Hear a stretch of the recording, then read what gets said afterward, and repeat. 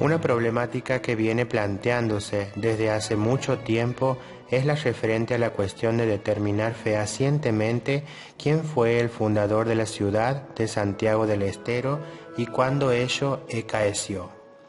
Por eso, en este video trataremos de analizar el proceso fundacional de Santiago del Estero, realizando una síntesis, y vamos a tomar como guía algunos autores santiagueños que se han dedicado a tratar y analizar justamente esta polémica. Pero, para abordar ese proceso fundacional, primero vamos a hacer una breve referencia del contexto en el que se da la fundación de nuestra ciudad y nos tenemos que ubicar hacia el norte de nuestro país, concretamente en la zona del Perú y del Alto Perú, que es la actual Bolivia. Allí nosotros vamos a encontrar tres personajes que van a ser sujetos importantes en esta historia, como lo fueron Pizarro y Almagro en el Perú y Pedro de Valdivia en Chile.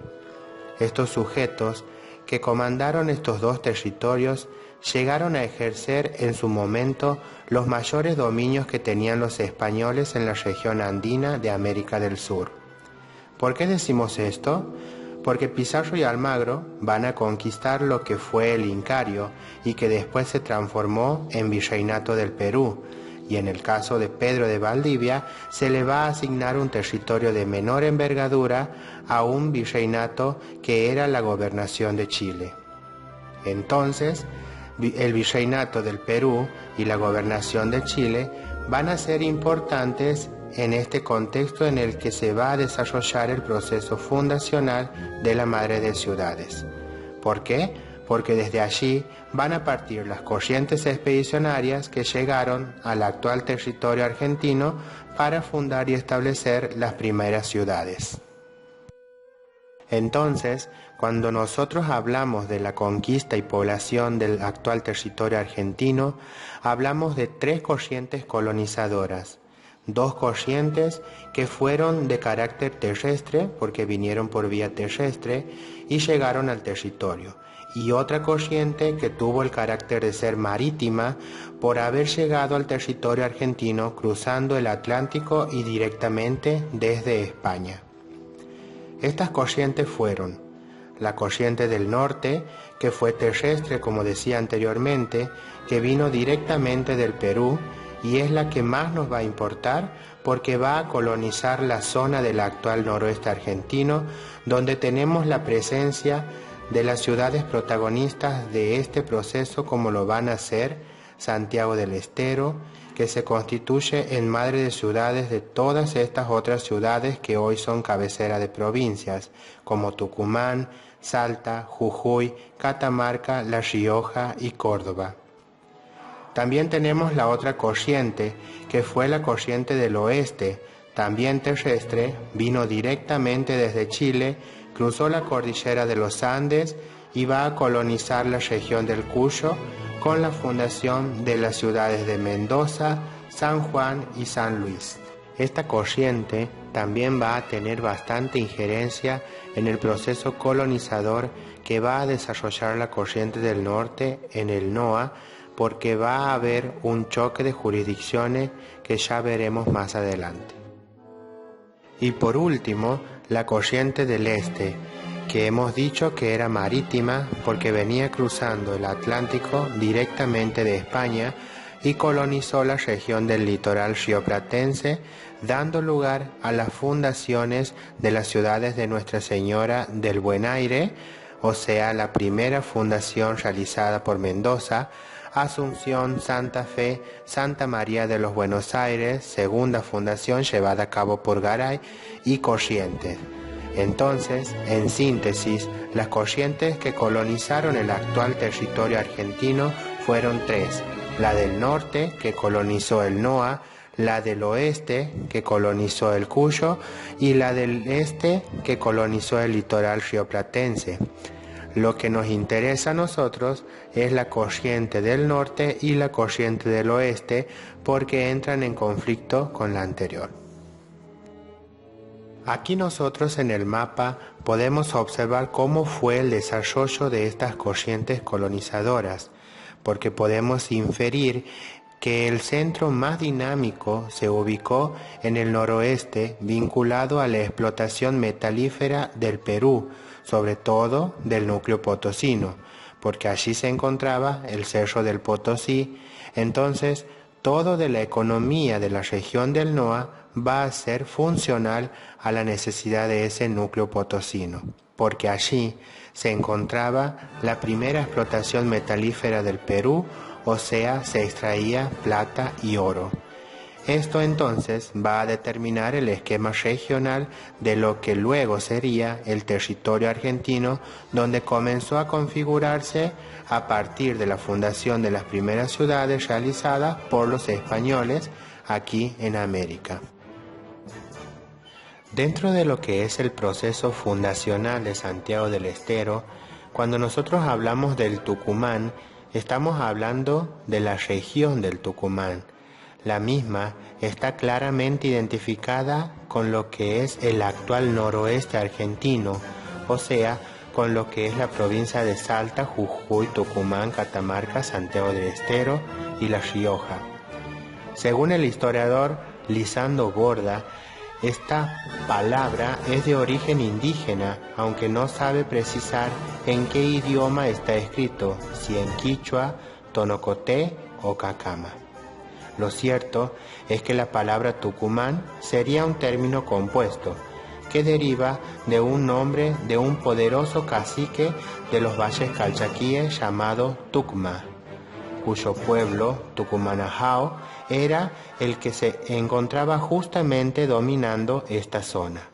Vale decir entonces que Tucumán nace de la composición del Tucma más Adajó, que significa el reino del Tucumán. Entonces, Tucumán en este sentido está utilizado como sinónimo del noroeste argentino y no como provincia de Tucumán. Según el historiador Alfredo Gargaro, sostiene que Tucumán comprendía gran parte del territorio argentino que se extendía a lo largo de los Andes y que dentro de ella se encontraban las actuales provincias de Jujuy, Salta, Tucumán, Santiago del Estero, Catamarca, La Rioja y el norte de Córdoba, y que en esas tierras se encontraban las míticas tierras de Trapalanda, Lindín y los Césares, que según la leyenda allí se encontraban grandes riquezas de oro y plata, y por eso es que Almagro, convencido de que hacia el sur del Perú se encontraban estas riquezas, decide hacer la expedición que luego termina con el descubrimiento del Tucumán. La verdad es que nunca fueron encontradas. Entonces, la conquista del Tucumán se va a producir en estas condiciones. ¿Qué estaba pasando en Perú? Perú había atravesado por una guerra civil, un gran enfrentamiento entre Pizarro y Almagro por el reparto del Incario. Recordemos que ellos habían conquistado el Imperio Inca y a la hora de repartirse vinieron los problemas. Pizarro fue más astuto que Almagro y se quedó con toda la parte correspondiente al imperio y lo convence a Almagro a venir hacia el sur, donde se encontraban las tierras de los Césares, Trapalanda y Lindín. Luego, los enfrentamientos se volvieron cada vez más despiadados y se convirtió prácticamente en una guerra civil. Un poco calmados los ánimos, en Perú entró a gobernar Pedro Lagasca, quien tenía temor de que las huestes ociosas, o sea, estos ejércitos que tenían los conquistadores, que al no hacer nada y estar acostumbrados a guerrear, pronto comiencen a desconocerse y entre en peligro la concordia. Entonces Pedro Lagasca sostiene la necesidad de descargar la tierra, es decir, mandar estas huestes hacia otro lugar con una misión pacificadora que cumplir y que consistía en organización de expediciones para explorar, conquistar y colonizar. Y así se organizaron entonces las 3 entradas al Tucumán. La primera entrada estaba a cargo de Diego de Almagro, que parte desde el Perú en julio de 1535 y llega a territorio argentino hasta Jujuy. El mérito de esta expedición es que descubre la región del Tucumán. Su objetivo era explorar las tierras de los Césares, encontrar las famosas tierras míticas en donde supuestamente existían grandes riquezas. No lo consigue, entonces Almagro vuelve a Perú y comienza nuevamente los problemas con Pizarro y se desatan nuevos enfrentamientos. Llegada la noticia de la no existencia de las míticas tierras, pero sí de un territorio riquísimo en flora y fauna y apto para el asentamiento humano, se deciden organizar la segunda entrada. La segunda entrada al mando de Diego de Rojas parte 8 años más tarde, en julio de 1543. Tenía como objetivo el reconocimiento y la exploración del Tucumán. El mérito de esta expedición fue que llega a territorio santiagueño y funda en nuestro territorio el fuerte de Medellín. No es la fundación de una ciudad, sino la fundación de un fuerte, pero ese fuerte tiene vida efímera y luego termina siendo destruido por el avance de los pueblos originarios. Esta expedición fracasa, Rojas muere en el camino, entonces la expedición regresa a Perú. Perú seguía convulsionado por las disputas del poder y se organiza la tercera entrada. Esta tercera entrada, a cargo de Núñez del Prado, quien vino con un mandato de fundar ciudad, es decir, ya no se iba a explorar ni a descubrir, sino que ahora se buscaba continuar la exploración y conquistar y colonizar, es decir, tomar posesión de las tierras. Esta expedición parte en julio de 1549, 6 años después que la de Diego de Rojas, y el objetivo era poder establecer una capital para la región del Tucumán, y así poder tomar posesión de la tierra en nombre de la corona española. Y es aquí donde se produce el primer choque de jurisdicciones con la corriente que venía del oeste de Chile. Vamos a detenernos un poco en la expedición de Diego de Rojas, que recordemos que pertenece a la segunda entrada, también conocida como la Gran Entrada por ser la que realmente llega al territorio santiagueño. Diego de Rojas fue enviado por Cristóbal Vaca de Castro, que se encontraba gobernando el Perú en ese momento. Envía la expedición por la misma razón que hablamos anteriormente, la necesidad de alejar a soldados sin ocupación y sin fortuna, esas huestes ociosas, y les va a encomendar la empresa de explorar el Tucumán. Esta expedición de Rojas contaba con 200 españoles aproximadamente, acompañados de negros e indios de ambos sexos, gran cantidad de armas y caballos, y estaba dividida en 3 grupos o columnas. La primera al mando de Diego de Rojas, la segunda al mando de Felipe Gutiérrez y la tercera al mando de Nicolás Heredia. Lo importante de esa expedición es que estaban acompañados por sus mujeres, las esposas de los 3 capitanes, y aquí podemos decir que se inicia de alguna forma la historia de las mujeres en territorio argentino. Las mismas eran Catalina de Enciso, Leonor de Guzmán y María Lope. Llegando a Chicuana, que se encuentra próxima a la actual ciudad de Molinos, bien al norte, límite con Bolivia, Rojas se encuentra con unas gallinacias y va a torcer el rumbo. Entonces comienza a transitar por varios caminos llegando al Tucumán. Luego de allí se internó en el dominio de los juríes.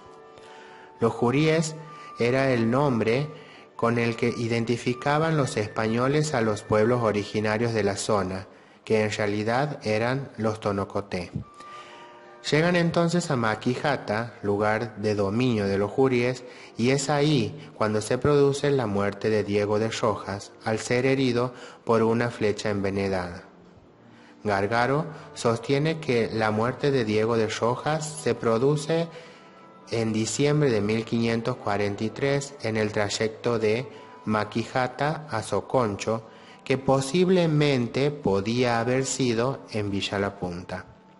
Quedó a cargo de la expedición Francisco de Mendoza, pero al morir el jefe la expedición queda prácticamente a la deriva y allí entonces marcharon hacia el sur, llegando al Río Dulce, bajan hacia el departamento Atamisqui, actual Soconcho, y luego los expedicionarios Heredia y Gutiérrez deciden volver al Perú. Así, en el Perú se reciben las noticias del descubrimiento del Tucumán. Entonces, Pedro Lagasca, que en ese momento era el actual gobernador del Perú, decide iniciar la conquista del Tucumán y tomar posesión del territorio, enviando a Núñez del Prado. Esta expedición parte con unos 60 hombres aproximadamente. Cabe destacar que estuvo acompañado por los padres Trueno y Carabajal, que fueron los primeros sacerdotes que llegaron al territorio santiagueño y que comenzaron con los procesos de evangelización.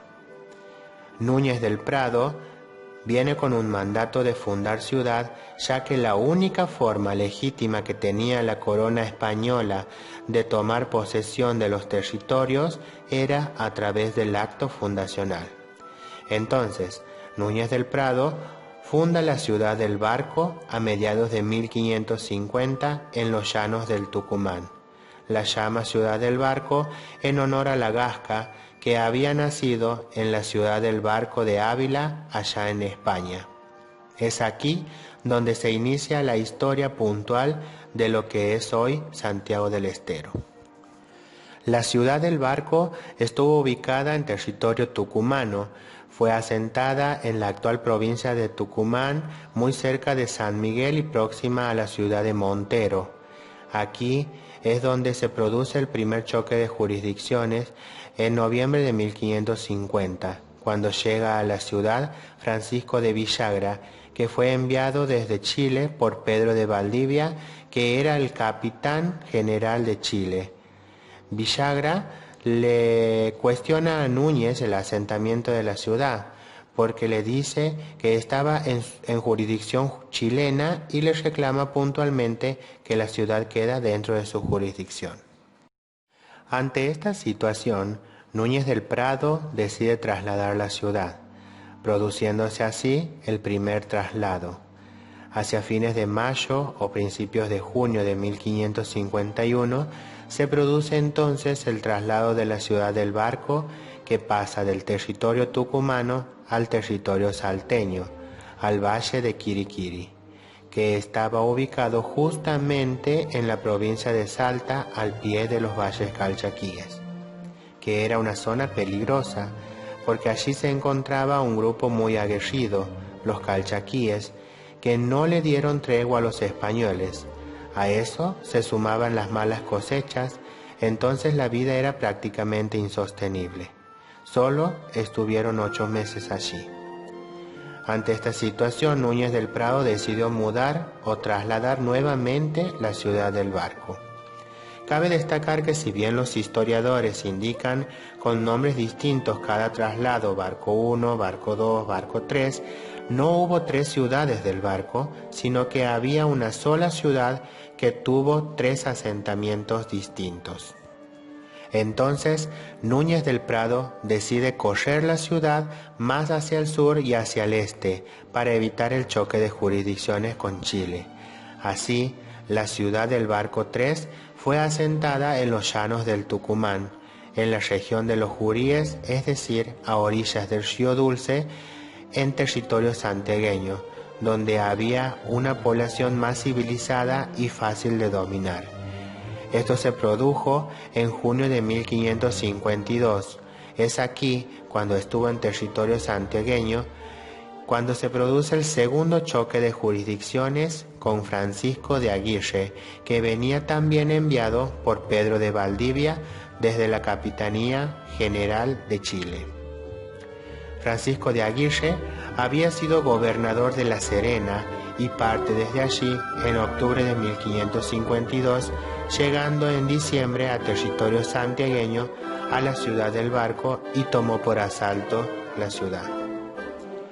Al día siguiente, Aguirre se hizo reconocer por el Cabildo, mandó de vuelta al Perú a los partidarios de Prado y, cuando fue hallado Núñez, lo envió preso a Chile.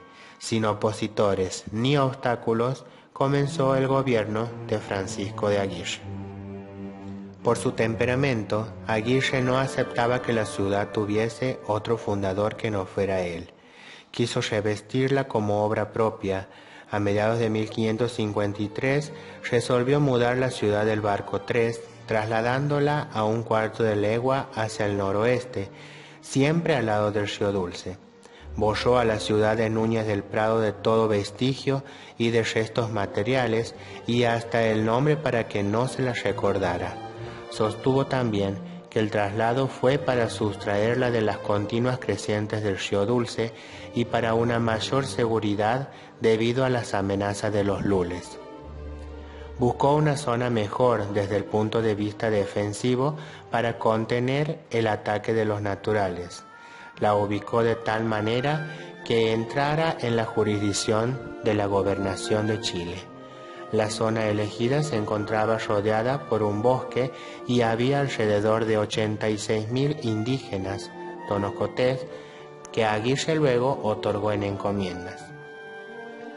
Aguirre trasladó la ciudad un 25 de julio de 1553 y la rebautizó con el nombre de Santiago del Estero del nuevo maestrazgo.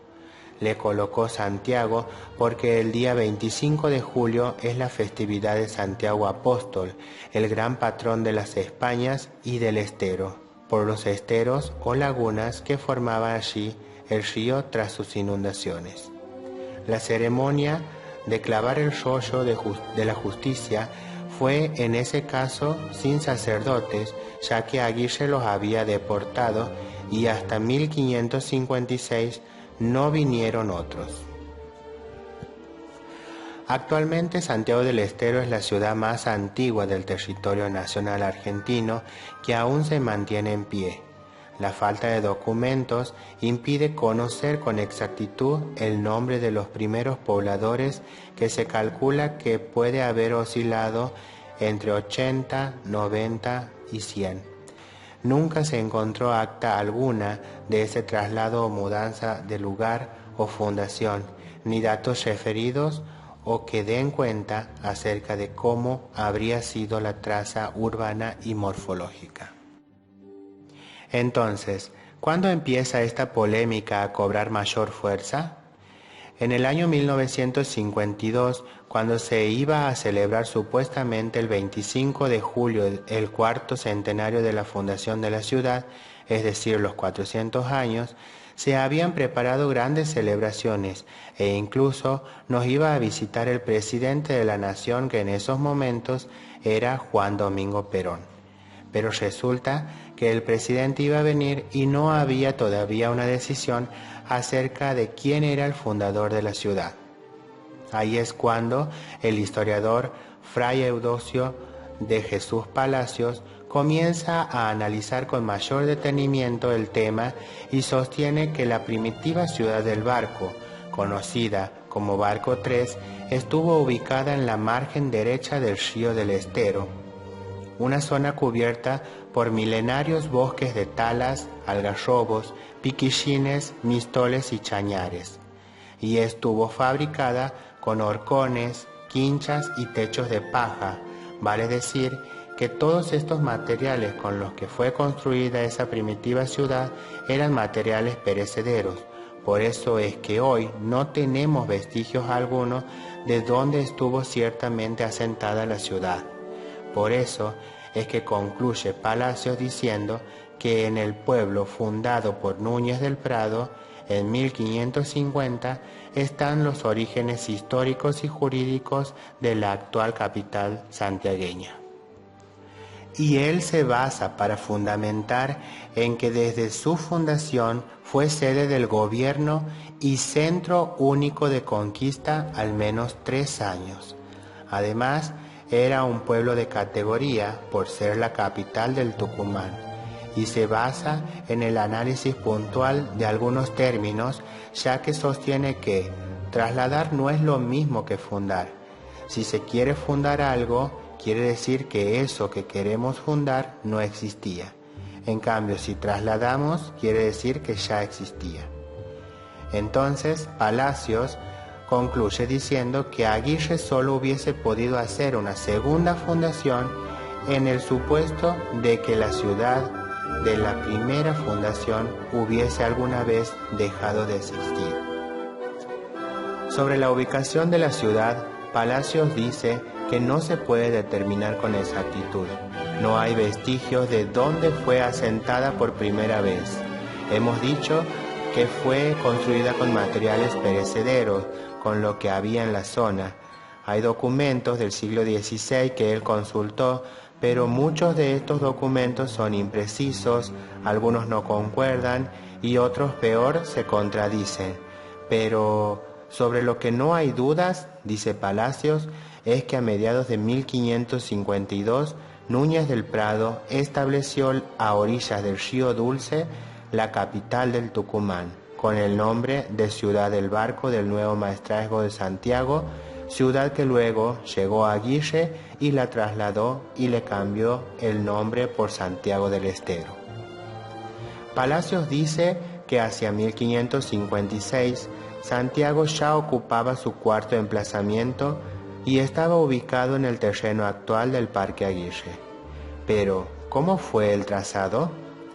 Se hizo con traza tipo damero. La ciudad era reducida a pocos vecinos, tenía un radio de 700 metros, las manzanas eran divididas en 4 solares, tenía 2 o 3 cuadras alrededor de la plaza y la rodeaba una avenida de circunvalación o camino de ronda. Ese habría sido el formato de la primera ciudad de Santiago del Estero.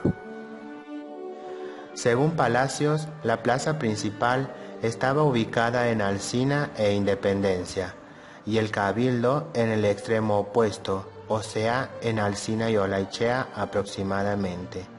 El historiador dice, la ciudad donde Aguirre tuvo su primera casa de gobierno y en cuya plaza principal hizo pregonar sus títulos chilenos, ¿estuvo en jurisdicción de Chile? Valdivia murió creyendo que sí, pero Palacios sostiene que la traslación de Aguirre no es más que una de las tantas traslaciones que la ciudad de Santiago del Estero ha experimentado durante sus 4 siglos de existencia y concluye diciendo que la ciudad de Aguirre quedó sumergida en las aguas del Dulce. Sobre esta cuestión, otro historiador santiagueño, el profesor José Néstor Achával, acuerda con Palacios y sostiene válida la fecha de la fundación como el 24 de junio de 1550, cuando Núñez del Prado hace la primera fundación en territorio tucumano. Cabe destacar que además indica la fecha del 23 de diciembre de 1553 como la fecha en que se produjo el traslado de la ciudad hacia su nuevo asentamiento, a cargo de Francisco de Aguirre. Es decir, que coincide con Palacios cuando determina a Núñez del Prado como el fundador legítimo de la ciudad y a Aguirre como el ejecutante de un simple traslado de las estructuras. Según la teoría de Fray Eudosio de Jesús Palacios, indica que toda traslación presupone la existencia de la cosa trasladada. Al igual que Vicente Sierra, otro historiador santiagueño, sostiene que no es suficiente cambiarle el nombre y reemplazar a unos miembros del cabildo por otros para estimar que el traslado sea una nueva fundación. En conclusión, Achával, junto con Palacios y Sierra, sostienen que ambas ciudades son una sola y misma realidad. Aquí tenemos un plano del profesor Alem Lascano en el que podemos apreciar los diferentes traslados que tuvo la ciudad. En la marca roja vemos el lugar donde Francisco de Aguirre trasladó por primera vez la ciudad luego de llegar y tomarla por asalto. Fue a unas leguas más hacia el noroeste, es decir, hacia el lado del río. Allí estuvo hasta el año 1627, que por los avances del río se la debe trasladar nuevamente. Entonces decide correrla hacia el norte, pero hacia el oeste, que sería la marca que vemos en color anaranjado. Allí estuvo asentada desde 1628 hasta 1670, porque siguieron los problemas por el avance del río hasta que finalmente se decide el último traslado, que es el que vemos en color celeste, en donde se ubica primero el lugar donde iba a estar la iglesia matriz, que después se convierte en catedral, y luego se decide que la manzana del frente sería la plaza central, actual Plaza Libertad, y el cabildo se encontraba en la intersección de lo que hoy es Peatonal Tucumán y Avenida Libertad, no en donde es el centro cultural, sino en el sector donde hoy se encuentra la Dirección de Turismo, Bar Perico y la Casa de Deporte Maratón. Estuvo el cabildo santiagueño, en donde se llevó a cabo los sucesos de mayo y todos los demás. Alem Lascano es también un historiador santiagueño. Él dice que para explicar la fundación de Santiago tenemos que hablar de un proceso fundacional que parte de esa situación de guerra civil en el Perú, que nace con la necesidad de descargar la tierra y por lo cual se envía a realizar las expediciones, razón por la que se dan las 3 entradas al Tucumán. La primera, recordemos, que la primera es de Diego de Almagro, que descubre la región del Tucumán, la segunda de Diego de Rojas, conocida como la Gran Entrada, que llega a territorio santiagueño, y la tercera entrada de Núñez del Prado, que ya viene con el mandato de fundar ciudad y funda la ciudad del Barco, y sus respectivos traslados, donde se producen los choques de jurisdicciones en 2 oportunidades con Chile, siendo la segunda el choque con Francisco de Aguirre, en donde Aguirre toma la ciudad y le cambia el nombre. A partir de que Santiago se consolida en su fundación, eso sí reconocemos como mérito de Francisco de Aguirre, ya que tuvo una importante entrada y era de muy buena situación económica y sus posesiones estaban en La Serena, en Chile, y desde allí trasladó todo para Santiago. Entonces la ciudad se convirtió en un enclave y va a ser un punto neurálgico, porque desde aquí Santiago se convierte en el eje de la conquista y colonización, porque desde ella partieron todas las expediciones que fundan las principales ciudades del noroeste argentino, que hoy son capitales de provincia, como Jujuy, Salta, Tucumán, Catamarca con el proceso similar a Santiago, con las fundaciones de Londres, La Rioja y Córdoba. Por eso es que Santiago recibe el nombre de Madre de Ciudades. Entonces, para Alem Lascano, Núñez del Prado también es el fundador de Santiago del Estero. Este historiador también se basó en las investigaciones de Gastón Doucet, quien, investigando sobre problemática de la historia cordobesa, encontró en los archivos de la Audiencia de Charcas actas capitulares de la ciudad del Barco, en las que se expresa: no hay más que una ciudad, la del Barco, Santiago del Estero, fundada con el primer nombre por Núñez del Prado el 29 de junio de 1550, mudada varias veces en los años 1551, 1552 y 1553, y en una de esas mudanzas rebautizada por Francisco de Aguirre con la denominación que hasta hoy conserva. Entonces, con este hallazgo venimos a corroborar que Núñez del Prado habría sido el fundador legítimo de Santiago y que Aguirre lo que hace es trasladarla un poco más al noroeste y cambiarle el nombre.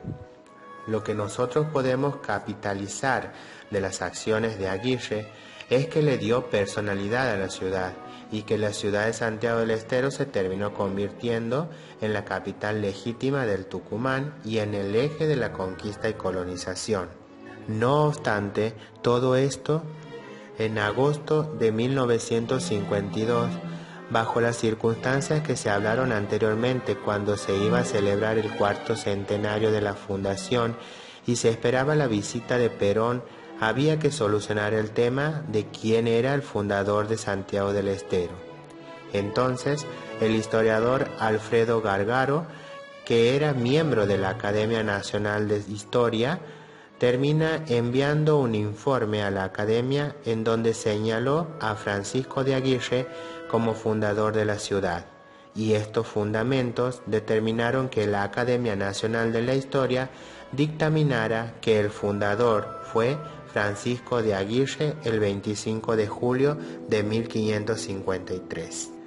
Resulta que en definitiva Perón no pudo venir para la celebración de julio, recién lo hizo en finales de agosto, llegó y cerró el primer Congreso de la Historia que se hizo en Santiago, que se llevó a cabo en el Teatro 25 de Mayo, e hizo algunas inauguraciones, como por ejemplo la actual Casa de Gobierno, que está ubicada en calle Rivadavia.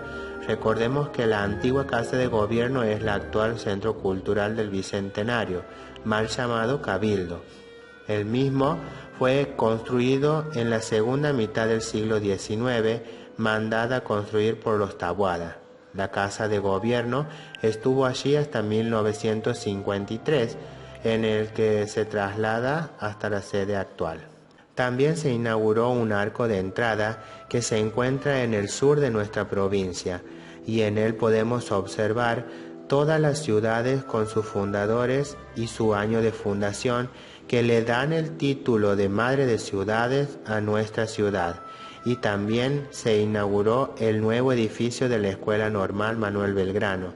El primer edificio de esta escuela estuvo ubicada en la calle 24 de septiembre, donde hoy se levantan las torres de educación y de economía. Estuvo allí hasta el 53, en que Perón inaugura el edificio de Alsina e Independencia. En este contexto, resulta interesante señalar que cuando llegaron los españoles a la región del Tucumán, hoy Noa, introdujeron desde el Perú y Chile semillas y animales necesarios para su subsistencia. La zona pronto comenzó a poblarse de caballos, vacunos, cerdos, cabras y gallinas. Las semillas fructificaron y se multiplicaron en plantaciones de trigo, vid, algodón y olivos. A ellos se sumaron los cultivos americanos, como el maíz, zapallo, poroto, etc.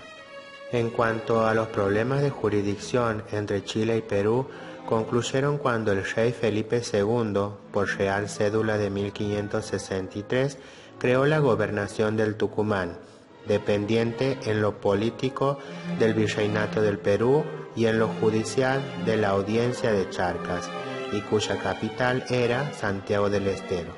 A partir de entonces se desarrolló una política fundacional con objetivos precisos. Uno era consolidar las fundaciones en el noroeste con una mejor unión con el Perú por Charcas. Y la segunda era buscar una salida hacia el Océano Atlántico que permitiera una comunicación más directa con España a través de la teoría de abrir puertas a la tierra. Es decir, que las primeras ciudades, con Santiago ubicada en un punto estratégico, se convirtieron en centros de comercio local e internacional, llevando adelante una economía de subsistencia que permitió, hacia fines del siglo XVI, la articulación de las primeras rutas. Esas rutas eran Potosí, Jujuy, Tucumán, Santiago del Estero, Córdoba, Buenos Aires. La segunda era Asunción, Buenos Aires, por vía fluvial, y la tercera era Chile, Mendoza. Podemos decir entonces que había una economía de subsistencia en donde esa economía era funcional a las necesidades del Potosí. Por eso decimos economía funcional al núcleo del Potosí. Así podemos concluir en que la fundación de Santiago del Estero es un acontecimiento de singular importancia para la historia de la República Argentina. Este histórico hecho simboliza y representa la piedra angular de la iniciación de la historia posterior a la incaica en la zona del noroeste de lo que hoy integra la Argentina. Dentro de mi rancho colgado de un horcón, tengo un violín, es de algarroba, también de mistol, hecho por mí, hecho por mí.